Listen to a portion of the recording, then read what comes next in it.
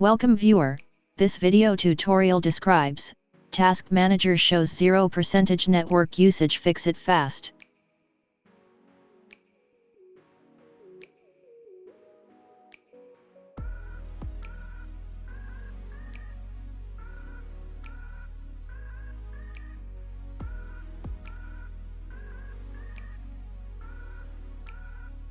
Open services.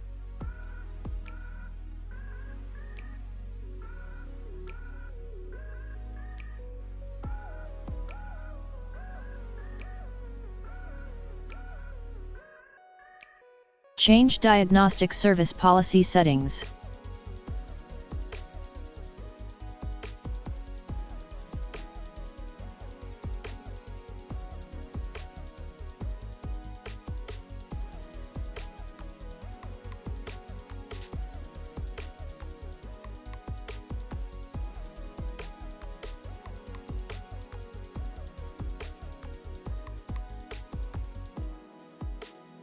I hope this tutorial helps to you.